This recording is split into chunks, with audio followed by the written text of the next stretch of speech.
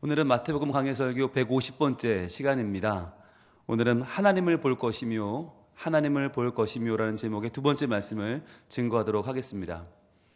우리는 지금 예수님의 산상수훈 말씀을 보고 있는데 그 중에서도 팔복, 예수님의 귀한 가르침의 문을 여는 팔복에서 여섯 번째 복, 마음이 청결한 자의 복을 보고 있습니다. 마음이 청결한 자는 하나님을 볼 것이다 라고 하는 참 우리에게는 파격적인 복이죠. 엄청난 복이죠. 근데 지난주에 우리가 확인해 봤는데 하나님 보신 분 손 드세요 그랬더니 아무도 없었어요. 그죠? 그런데 하나님을 못 만난 분 손 드세요 그랬더니 또 아무도 없었어요. 이게 참 모순된 현실이죠. 하나님은 본 사람이 아무도 없는데, 하나님의 인상착의를 아는 사람은 아무도 없는데, 그렇다고 하나님 못 만난 사람은 아무도 없다. 왜 그런 걸까요? 누굴 보니까 그런 거예요? 예수님을 만났기 때문이다. 하나님을 볼 수 없는데 하나님이 우리에게 자신을 보여주기 위해서 특별한 계시로 보내주신 분이 바로 예수님이라고 했죠. 그래서 우리가 예수님을 만났기 때문에 예수님 안에 무엇을 봤냐면 그분의 아버지, 영원한 아버지, 태초의 창조자 하나님을 본 거예요. 참 이게 놀라운 거죠. 예수님 속에서 어떻게 그것을 볼 수 있었을까? 우리 성경은 이렇게 고백했잖아요. 말씀이 육신이 되셨다. 말씀이 육신이 되신 예수님의 영광, 그 쉐키나는 하나님의 임재라고 했죠. 하나님의 임재가 예수님에게 나타나는 거예요. 하나님의 임재가 보이니까 야, 우리가 하나님 봤구나. 그러니까 말씀이 육신이 되었다는 말은 바꿔 말하면 사람은 하나님 말씀을 행할 수 있어요, 없어요? 있을 것 같은데 못해요. 이게 문제예요. 여러분, 그 당시에 예수님 당시에 바리새인들이나 서기관들이나 율법사들이 하나님 말씀이 얼마나 정통했어요. 줄줄 외웠다니까요. 유대인들은 모세오경을 기본으로 외워요. 여러분, 우리처럼 읽고 자시고가 아니라 외운다니까요. 그러니까 이게 상상을 초월하는 수준인 거예요. 그런데 그렇게 모세오경을 외우는 사람들이 과연 그것을 행할 수 있느냐? 못한다는 거죠. 이게 아는 것과 행하는 것의 차이인데 줄줄 웬다고 할 수 있는 건 아니에요. 그런데 예수님은 어떤 분이냐? 말씀이 육신이 되셨다. 그걸 해내는 거예요. 말씀대로 사시는 거예요. 이게 놀라운 거예요. 우리는 항상 말씀을 듣고 아이고 그렇게 살면 얼마나 좋아. 그런데 우리는 못해. 난 안 돼. 우리는 여기까지인데 예수님은 이 말씀을 해내버려. 살아버려요. 그러니까 거기서 뭘 나타낼 수 있냐면 하나님의 임재, 영광, 쉐키나가 드러나더라. 그래서 쉐키나라는 말은 하나님 우리와 함께 하실 때 뭔가 이전과는 다른 새로운 변화, 즉 광야에 나타났던 구름 기둥과 불 기둥, 뭐 이런 변화를 쉐키나라고 하기도 하고, 뭔가 땅이 진동하기도 하고 지진이 일어나기도 하고 뭐 이런 변화들을 쉐키나라고 하는데, 마치 예수님의 등장은 그렇게 충격적이면서도 지진이 일어나는 것처럼 진동의 사건이었다는 거죠. 그래서 예수님을 통해서 우리는 하나님을 볼 수 있다는 것을 지난주 요한복음 말씀 통해서 배웠는데, 그렇다면 예수님 영광에서 발견되는 하나님의 속성이 무엇인가? 그것은 두 가지, 은혜와 진리였습니다. 우리가 그 영광을 보니 독생자의 영광이요 하나님의 은혜와 진리가 그 안에 있었다. 요한이 기록해서 우리에게 보고하는 예수님의 삶은 바로 그에게서 발견되는 하나님의 속성이 바로 은혜와 진리였는데, 은혜는 뭐라고 그랬어요? 자격 없는 자에게 주어지는 선물이라고 했죠. 즉 예수님은 선물 같은 분이다. 그분은 자격이 있는 자든 없는 자든 가리지 않으신다는 거예요. 사람은 가려요. 가릴 수밖에 없어요. 아무리 안 가린다고 해도 사람은 있는 사람과 없는 사람 대하는 게 다르고, 배운 사람 못 배운 사람 대하는 게 다르고, 힘 있는 사람 힘 없는 사람, 돈 있는 사람 돈 없는 사람이 이게 달라요. 그런데 예수님은 그게 다르지 않았다는 거예요. 그게 놀라운 거죠. 그러니까 상식을 뛰어넘는, 그러니까 문화, 교양을 뛰어넘는 진짜 파격적인 사랑을 예수님이 행하셔서 은혜가 그분에게 있었다는 거죠. 그리고 진리는 뭐예요? 말씀이죠. 하나님 말씀이 그에게는 일상이었다. 하나님의 말씀대로 사는 것이 그에게 너무 당연했다. 그걸 보고 사람들이 야, 하나님이 우리에게 오셨구나, 저분은 하나님이시구나 라고 깨달을 수밖에 없었다라고 하는 거죠. 그래서 오늘은 바로 이 사건들, 예수님을 통해서 은혜와 진리가 어떻게 나타나 보였는지를 우리가 찾아보려고 합니다. 그래서 오늘은 어떻게 예수님의 구체적인 삶 속에서 어떻게 행하셨길래 그분의 은혜와 진리가 우리에게 보였는가를 찾아볼 거고요. 또 거기서 조금 더 나아가는 생각들을 오늘 나눠보려고 합니다. 자, 그러면 여러분 어떻게 예수님의 삶 속에서 그런 하나님의 쉐키나 임재가 등장을 했을까요? 어떻게 사람들은 그분의 예수님을 보고 와, 저분의 영광을 봐, 저기에 은혜가 있어, 진리가 있어라고 깨달았을까요? 예수님의 머리 위에 뭐 동그랑땡이 하나 있었을까요? 그래서 예수님의 후광을 뭐 비추고 이렇게 날개가 달려 있어서 와, 어디 가실 때마다 이 날개 달린 천사들 3명이서 나팔 불면서 빰빠라바 예수님 오셨다 뭐 이런 거 했을까요? 어떻게 그분의 영광을 알아보죠? 어떻게 그분을 보고 하나님이라는 걸 깨닫죠? 물론 예수님이 광채가 나신 적도 있어요. 예수님의 이 피부에서 놀라운 광채가 난 적도 있어요. 변화된 모습, 소위 변화산, 우리가 어딘지 정확히 모르지만 아마 갈릴리에는 다볼산이 제일 높으니까 다볼산이 아니겠는가 추측은 하지만 그 위에 예수님이 어마어마한 광채로 변화되었을 때 율법과 선지자를 상징하는 모세와 엘리야가 나타납니다. 그래서 세 분이 그 위에 계시자 그걸 보고 베드로가 깜짝 놀라죠. 그러면서 와, 너무 놀라면서 제가 여기 초막새들 지을 테니까 여기 그냥 머무십시오. 가지 말고 여기 계십시오. 예수님이 아니다, 내려가자 그러시죠. 자, 그때 한번 놀랍게 변화되신 적은 있지만 그 외에는 예수님의 겉모습에서 어떤 하나님의 영광이나 광채를 발견하시는 방법은 없었어요. 자, 그렇다면 뭘까요? 과연 예수님의 어떠한 모습을 보고 사람들은 아, 저분은 하나님이야, 아, 저분은 하나님의 임재가 있어, 은혜와 진리가 넘쳐, 어떻게 알았을까요? 자, 구체적인 모습 한번 보길 원하는데, 자, 멀리 갈 필요도 없습니다. 바로 오늘 마태복음을 쓰고 있는 이 마태가 예수님을 만났던 장면으로 한번 가보면 예수님이 왜 이렇게 하나님으로 보였는지를 우리가 알 수 있습니다. 마태복음 9장으로 갑니다. 마태복음 9장 9절.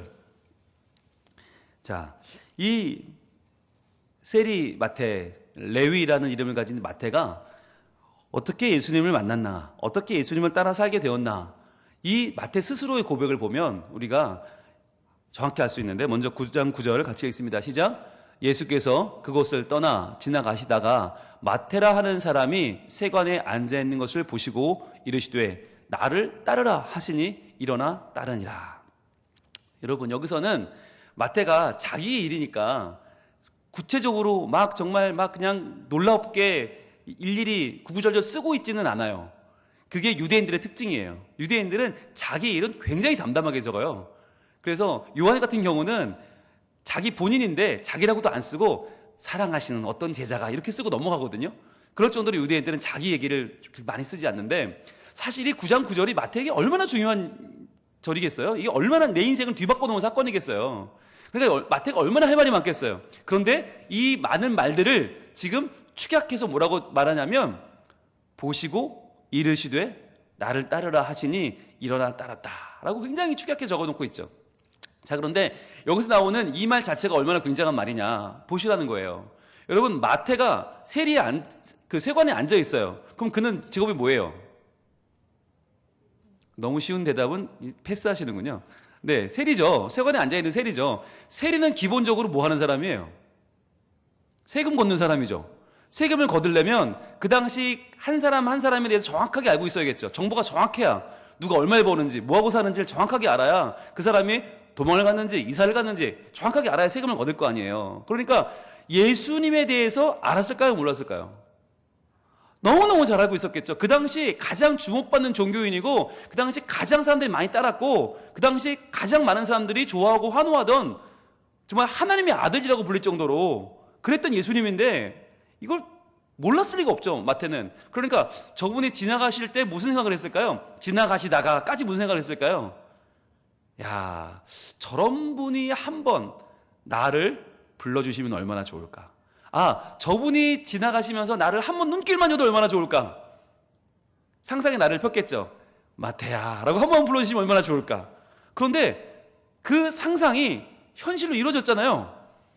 보시고 이르시되, 마태를 보시고 이르시되 뭐라고 하세요? 나를 따르라.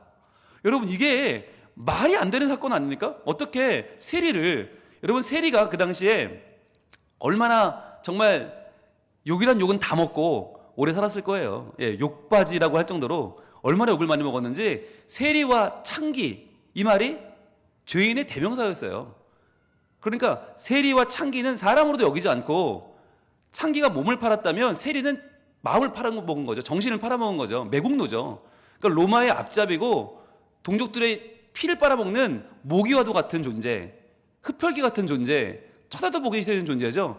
그러니까 남들은 보시고 얼굴을 돌리시니, 보시고 꼴도 보기 싫어하시니, 이게 사람들의 일반적인 반응인데, 보시고 이르시되 나를 따르라. 여러분, 이거 엄청난 거예요. 이건 사람이 할 수 있는 수준의 일이 아니에요. 지금 우리는 세금 공무원 되면 얼마나 우러러봅니까? 예, 세무사 패스하면 그 사람은 남편감 1위죠. 세무고시, 우리에게 너무너무 부러운 거지만, 이 당시의 세리는 정말 너무너무 발가락에 때만큼도 못할 정도로 사람들이 다 손가락질하고 정말 가까이도 가기 싫어하던 불가촉 천민이었단 말이죠. 그런데 그랬던 세리에게 예수님이, 그것도 사람들에게 말씀을 전하고 천국을 보여주고 회개하라고 외치던 그 예수님이, 천국이 가까이 왔다고, 내가 천국이라고 하던 예수님이 마태에게 다가온 건 엄청난 사건이란 말이죠. 이게 어떻게 가능했을까? 일어나 따르니라라고 하는 이 단순한 표현 안에는 그의 놀라움과 정말 그의 바람이 이루어졌다는 소원의 성취에 대한 기록, 그러면서 동시에 이분은 사람이 아닌 거예요. 사람이라면 이렇게 할 수가 없어요. 물론 해야죠. 누구나 하나님의 말씀대로 산다면 세리에게도 말을 걸어줘야죠. 세리에게도 날 따라오라고 해야죠. 그러나 그렇게 사는 사람은 아무도 없었다니까요. 왜? 성경 말씀보다 당시의 상황에 더 민감했기 때문에. 하나님 말씀에 이것이 맞느냐 틀리냐 보다 더 중요하게 여겼던 것이 그 당시 사람들의 정서였기 때문에, 남들이 나를 뭐라고 보느냐 체면이었기 때문에 아무도 누구 하나 그렇게 사는 사람이 없었단 말이에요. 그런데 예수님만은 그 당시의 정서나 사람들의 체면이나 사람들의 눈이 아니라 하나님 말씀대로 하신 거죠. 하나님 말씀에는 여러분, 세리라고 창기라고 죄인이라고 이외가 어디 있어요? 하나님은 천지를 창조하신 분이잖아요. 태초에 하나님이 천지를 창조하시나, 모든 천지 만물이 그분의 것인데, 모든 시간과 장소가 그분의 것인데, 그분이 외면해야 할 것이 과연 어디 있단 말입니까? 그러니까 말씀대로 하나님이 일하면 당연히 그에게 다가오셔도 되고 불러주셔도 되고 맞아들여도 되지만, 이게 현실에서는 사람으로서는 할 수 있는 일이 아니었단 말이에요. 그런데 마태가 두 말도 않고 일어나 따랐던 이유는 뭡니까? 이 기회를 놓치면 나는 영원히 새로운 삶을 살 수 없다. 나는 이 기회를 놓치면, 나에게 찾아오신 저 하나님의 콜링, 저 사명을 놓치면 나는 절대로 인간답게 살 수 없다라고 하는 절박함이 있었던 거죠. 그래서 그는 하나님이신 예수님의 부르심에 두 말도 않고 따라 나섰던 거죠. 여러분, 이것이 말씀대로 행하셨던 하나님이신 예수님이 아니면 불가능한 일인 거예요. 자, 그런데 여기서 중요한 거, 그럼 예수님이 마태를 불러서 뭘 했을까요? 불러서 너 이제 하나님 나라 선포하는 제자가 돼야 되니까 이제부터 율법 공부하자. 이제부터 제사 드리는 법, 제사법 공부하자. 이제부터 40일 작정기도 하자. 이제부터 제자 교육하자. 이랬을까요? 이랬다면 하나님이 아닌 거죠. 이랬다면 예수님은 바리새인과 율법사와 제사장과 서기관과 다를 바가 없는 거죠. 그런데 그렇게 안 하시고 어떻게 했나? 그 다음 10절입니다. 이렇게 했단 말이에요. 예수께서 마태의 집에서 앉아 음식을 잡수실 때에 그의 집으로 들어가십니다. 그의 집으로 들어가셔서 앉아서 음식을 먹었어요. 여러분, 이게 이 당시로서는 말도 안 되는 일이거든요. 여러분, 유대인들은 식사 문화가 굉장히 특별합니다. 그들에게 있어서 식사는 단순한 식사가 아닙니다. 상대방과 교감을 나누는 것입니다. 영적인 교감을 나누는 자리가, 사회적인 직분이 맞아야 식사를 하고요, 영적인 것도 맞아야 식사를 합니다. 그래서 직분이 맞지 않거나 영이 통하지 않으면 절대 밥을 먹지 않아요. 식사라고 하는 건 상대방을 굉장히 존중하고 존경하고 당신과 내가 하나가 됐다는 표시거든요. 그래서 앉아라고 하는 표현도 그냥 우리처럼 식탁에 앉는 게 아니라 비스듬히 누워서 서로 거의 앉기다시피 해서 밥을 먹어요. 그러니까 밥을 먹는 자체가 상대방과 굉장히 밀접한 교류를 말하는 거예요. 스킨십도 굉장히 많고.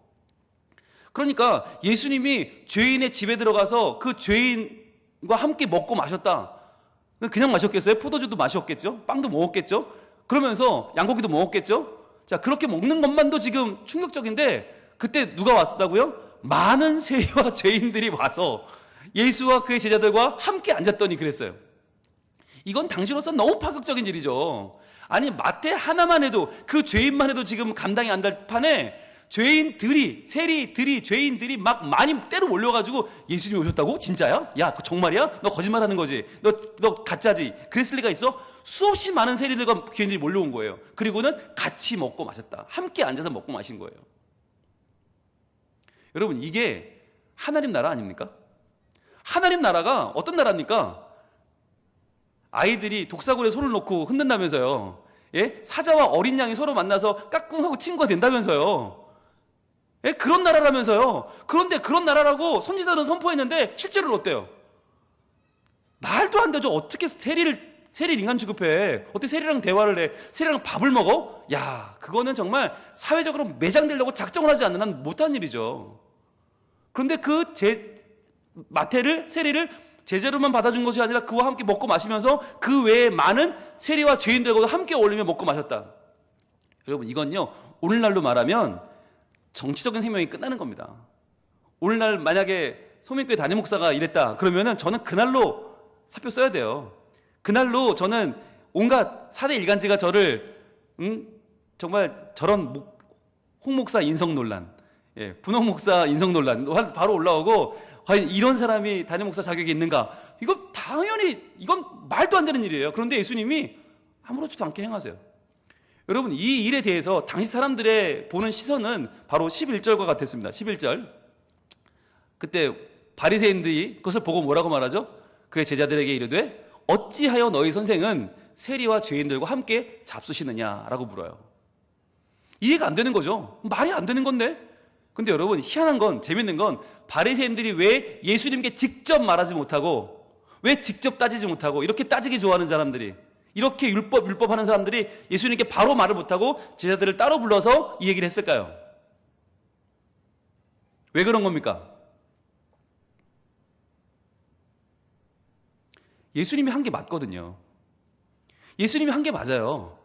예수님이 한 대로 해야 돼요. 그런데 자기는 안 해요. 왜 안 하죠? 하나님 말씀대로 하면 저렇게 해야 맞는데 우린 저렇게 안 하잖아요. 저렇게 하면 남들이 뭐라고 하니까. 이 시대의 정서와 맞지 않고 이 시대의 분위기가 맞지 않으니까 우린 체면상 그렇게 안 하잖아요.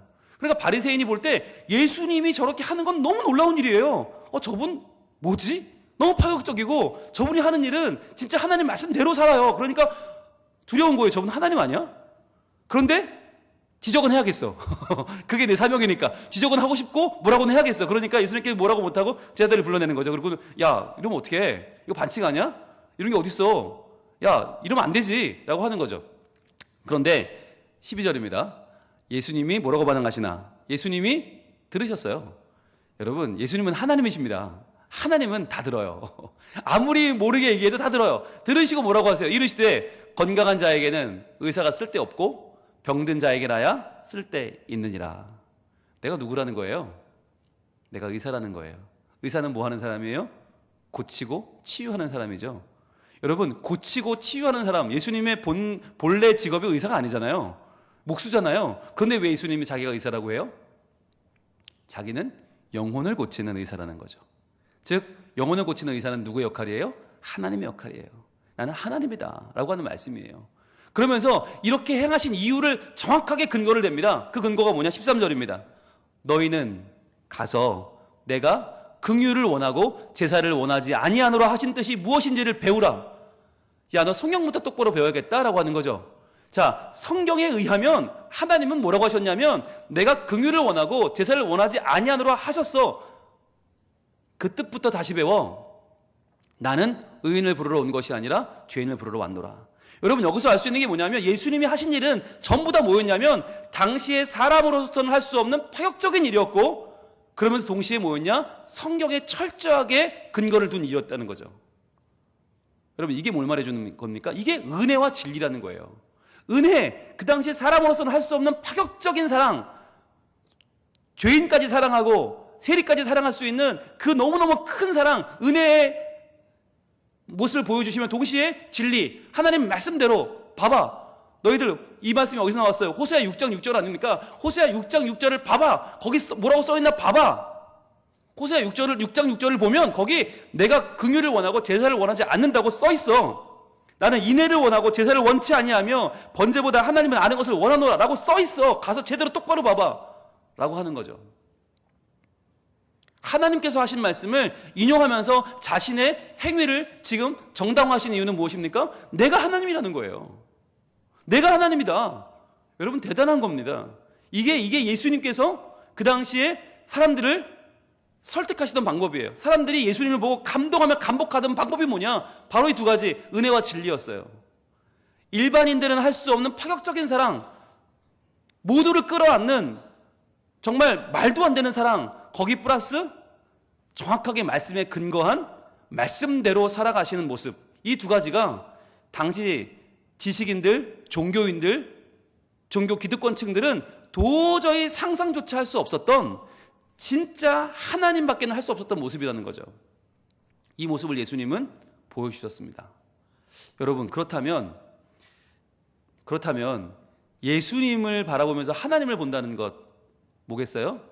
예수님의 삶을 통해서 그분의 은혜와 진리, 그 은혜와 진리를 통해 보이는 하나님의 임재, 아, 하나님이 이분과 함께 계시구나 라는 것을 보는 거죠. 그러면 여기서 더 중요한 거, 우리가 누굽니까? 우리는 예수님의 제자죠. 그렇죠. 예수님의 제자라면, 예수님의 제자는 누구예요? 작은 예수예요. 작은 예수라면 우리가 살아가는 걸 통해서 사람들이 우리를 통해서 뭘 봐야 됩니까? 예수님을 봐야 되겠죠. 그렇죠. 예수님에게서 하나님을 봤다는 건 우리에게서 예수님을 봐야 한다는 거잖아요. 그러면 우리가 어떻게 살아야 한다는 거예요? 두 가지. 어떻게? 은혜와 진리로 살아야 한다는 거죠. 그럼 은혜로 산다는 것은 뭐예요? 말도 안 되는 사랑, 그 사랑이 우리에게 있어야 한다는 거고, 두 번째는 철저하게 하나님의 말씀대로 살아야 된다. 근데 그렇게 못 사는 이유는 뭡니까? 세상에는 민감하고 말씀에는 둔감하기 때문이에요. 세상 사람들의 눈, 체면에는 굉장히 민감하고 하나님 말씀에는 너무나 둔감해서 너무나 모르고, 모르는지도 모르고, 왜 모르는지도 모르고, 어딜 모르는지도 모르고 덮어놓고 믿는 신앙이 우리를 이렇게 만들어 버렸어요. 더 이상 우리에게서는 예수님의 향기가 나지 않는다고 하는 거죠. 여러분, 원래 크리스찬들이 어떤 모습이었을까요? 원래 크리스찬들, 예수님을 닮아가는 예수님의 제자로 살고자 했던 사람들은 어떤 모습이었을까요? 제가 좀 찾아봤거든요. 이 기독교가 공인된 게 313년입니다. 313년에 콘스탄티누스 대제가 기독교를 공인합니다. 그 공인되기 전까지 기독교는 비공인 종교였어요. 그러니까 로마의 박해를 받는 종교였고, 믿으면 죽는 종교였어요. 그러니까 세례를 받는다는 건 모든 재산을 몰수당한다는 의미였고, 세례를 받는다는 건 사회적인 지위를 박탈당하고 언제 내가 죽어도 좋다는, 나를 현상 붙은 자로 내어놓는 것이었어요. 근데 그 당시 기독교인들을 바라보는 사람들의 시선은 어땠을까요? 굉장히 특이한 사람들처럼 봤어요. 그러니까 굉장히 이상한 사람들로 봤어요. 온갖 음해가 난무하고 온갖 가짜뉴스들이 온갖 난무를 했어요. 왜 그랬냐면 기독교가 너무나 빠르게 늘어났기 때문이에요. 예수님 이후로 313년 공인되기 전까지 이 기독교는 10년 단위로 40%씩 늘었어요. 여러분, 이게 엄청난 숫자인데 거의 절반이 10년마다 늘었다는 거예요. 그래서 이 200년, 300년 동안에 기독교가 얼마나 많아졌냐? 313년 기독교가 공인되던 당시에는요, 전 로마 제국의 10%가 기독교인이었어요. 10명 중에 1명이 기독교인. 그 넓은 로마 제국의 10명 중에 1명. 어마어마한 숫자죠. 그러면 공인도 안 된 종교가 비공인 종교고 믿으면 죽는데 박해를 받는데 왜 그렇게 늘어났는가? 그 당시 사람들이 기독교를 보는 시선을 기록한 글이 있어서 한번 소개를 해드릴게요.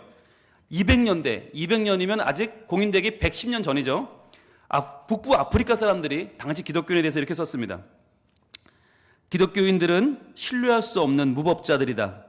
그들은 쓰레기 같은 계층의 무식한 남정네와 아무 것이나 쉽게 믿는 여성들, 경건하지 못한 음모자들의 집단이다. 그들이 밤에 진행되는 모임, 엄숙한 금식과 야만스러운 식사, 똘똘 뭉치는 연합 등은 신성한 의식이라기보다 범죄다. 그들은 어둠 속에 숨어있고 외부의 빛을 피하며 공공장소에서는 침묵하지만 구석진 곳에서는 이야기하는 비밀 집단이다. 이렇게 끝나요. 마지막이 중요합니다. 그들은 서로 알아가기도 전에 사랑에 빠지는 사람들이다. 이렇게 썼어요. 그러니까 굉장히 그들은 비밀스럽고 자기네끼리만 움직이니까, 그리고 세례받은 사람들끼리만 성찬을 나누거든요. 그러니까 이방인들은 성찬 안에 못 들어가요. 그런데 말로만 듣는데 성찬이 뭐래요? 예수의 피를 나누고 예수의 살을 먹는데. 그러니까 이게 얼마나 끔찍한 일이에요. 사람의 살을 먹어? 사람의 피를 마셔? 저거 되게 이상한 집단인데? 그러니까 사람들은 그들을 진짜 이상하게 봤어요. 그런데 중요한 건 이상하게만 본 게 아니라 이상하면서 흥미롭게 봤어요. 이상하면서 매력적으로 봤어요.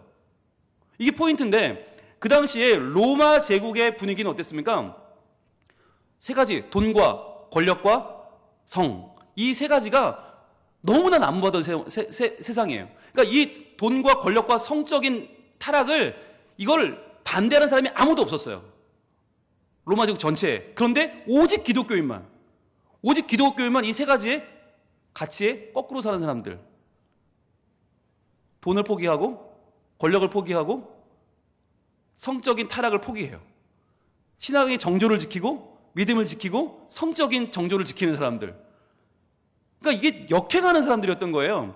그 당시에 사람들이 기독교인을 볼 때 기독교인이 어떤 사람들이었냐면, 그 당시에 페스트, 흑사병이 많았다고 하는데, 그 페스트가 창궐하던 마을에 유일하게 들어가서 그들을 간호한 사람들이 기독교인이었다는 거예요. 그리고 버려진 아이들을 데려다 기르는 유일한 사람이 기독교인이었다.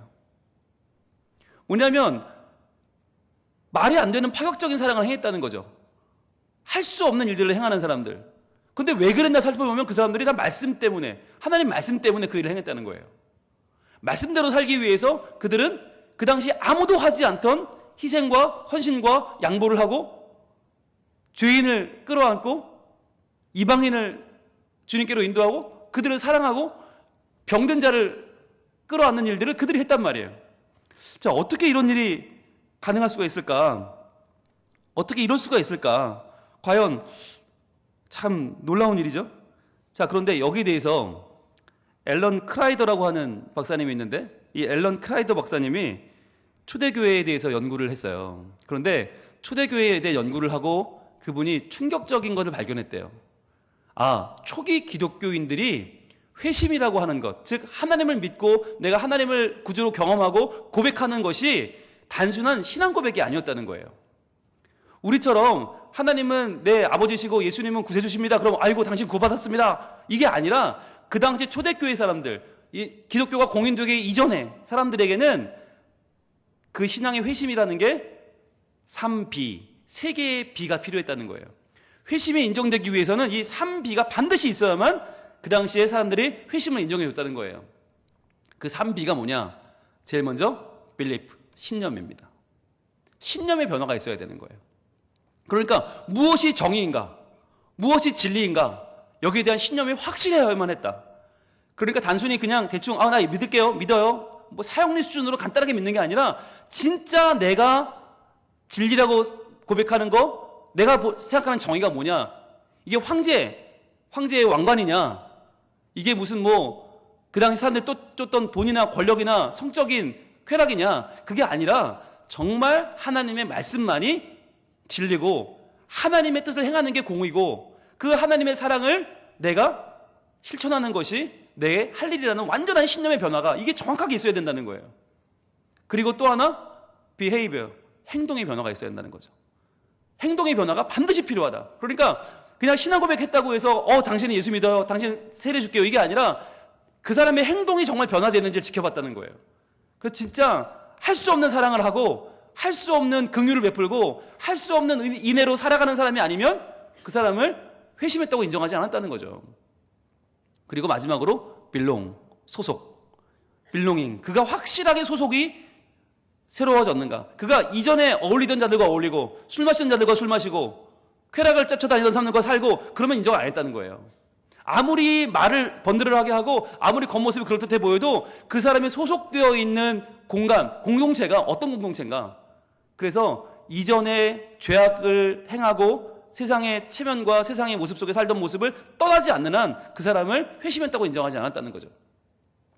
그래서 초대교회 사람들은 어떤 사람들이었나, 안 믿는 사람들이 볼 때 이상하리만큼 흥미롭고도 엉뚱한 사람들, 남들이 하지 않는 사랑을 베푸는 사람들, 서로 알아가기도 전에 사랑하는 사람들, 이게 모습이었는데, 그랬던 이유는 뭐냐?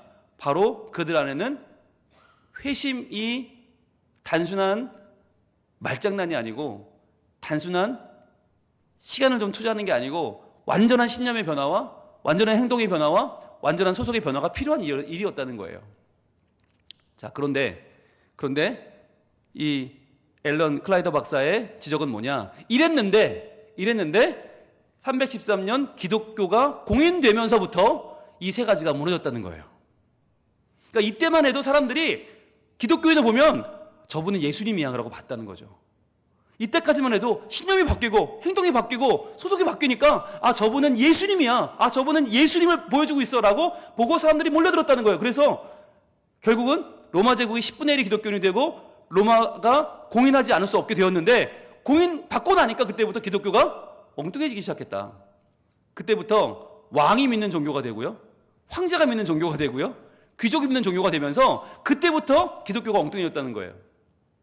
생각해 보세요. 왕이 나 기독교 이제 믿겠다고 하는데 왕에게 당신 교리문답 좀 합시다 이럴 수가 없다는 거예요. 그러니까 신념의 변화를 확인할 길이 없다는 거예요. 그리고 왕이 함부로 남 죽이고 남 빼앗고 남 막 갈취하는데 거기 가서 당신 그렇게 행동하면 그리스도인이 될 수 없어요 라고 할 수가 없다는 거예요. 왕한테 누가 그래요? 귀족한테 누가 그래요? 게다가 소속 이전에 하던 그 나쁜 짓 하는 모임 가운데 다 있어도 왕한테 누가 뭐라 그래? 여러분, 기록에 따르면요, 그 당시 왕들은 세례받을 때 투구를 벗지 않았대요. 왕관을 벗지 않았대요. 어떻게 줬을까요? 투구 위에 손을 얹고 세례를 준 거예요. 왕관 위에 손을 얹고. 그러니까 뭐예요? 이 사람은, 이 왕은요, 내가 세례받는 것보다 내 왕이 더 중요한 거예요.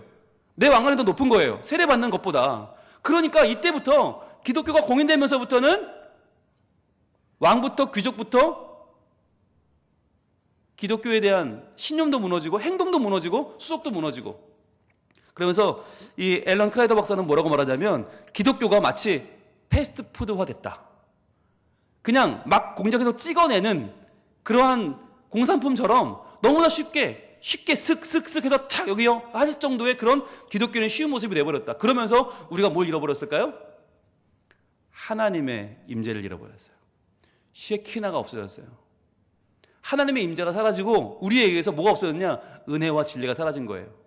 왜? 세상 사람들이 볼 때 우리의 신념이 다르지 않아요. 우리의 행동이 다르지 않아요. 우리의 소속도 다르지 않아요. 하던 모임 하면서, 하던 행동하면서, 하던 생각을 해요. 그런데 다만 뭐만 달라요? 교회만 좀 나가요. 그냥 말만 조금 은혜가 어떻다는 둥, 진리가 어떻다는 둥 하는데 별로 안 달라 보여. 그러니까 우리에게서 뭐가 안 보이는 거예요? 예수님이 안 보이는 거예요. 우리에게서 예수님이 안 보이니까 예수님에게서 하나님이 안 보이는 거예요. 하나님의 쉐키나, 하나님의 임재가 안 보이는 거예요. 하나님의 은혜와 진리가 사라져버렸어요. 왜? 우리 때문에. 여러분, 오늘 이 말씀 하나님을 볼 것이미요는 왜 중요한가? 하나님을 보는 사람들만 하나님을 보여줄 수 있기 때문이에요. 우리가 하나님을 못 보는데, 우리에게 하나님의 임재가 없는데 무슨 수로 우리가 하나님을 보여줄 거예요? 여러분, 이 말씀을 우리가 도전하고 있는 것입니다. 마음이 청결한 자, 정말 그 마음이 시선이 올바르고 하나님께 그 마음이 향하여 있어서 하나님의 놀라운 그 임재를 경험하는 자들은 자연스럽게 하나님의 그 임재를 보여주는 자들이다라는 거예요. 초대교회까지만 해도 그렇게 됐다는 거예요. 그래서 수많은 사람들이 예수 믿으면 죽는데, 예수 믿으면 망하는데, 예수 믿으면 모든 재산을 잃어버리고 목숨까지 잃어버리는데도 톱으로 켬을 당하고 사자굴에 던짐을 당해도 예수 믿는 사람들을 보고서 저 사람들의 신념이 오라, 저 사람들의 행동이 오라, 저 사람들의 소속이 오라, 나도 저기 끼고 싶어. 그래서 모든 위험을 감수하고 박해를 이겨내고 기독교인이 됐는데, 오늘날은 어떠냐는 거죠. 오늘날 사람들은 우리를 보고 뭐라고 할까요? 기독교인들은 이상하면서 흥미롭다고 할까요? 이상하면서 저속하다고 하지는 않을까요? 이상하면서 욕심꾸러기고, 이상하면서 괴팍하고, 이상하면서 폐쇄적이고, 이상하면서 이기적이다 라고 하지 않을까요? 그렇다면 뭐가 문제입니까? 하나님의 임재가 사라진 것입니다. 우리가 구할 것은 무엇입니까? 하나님의 임재입니다.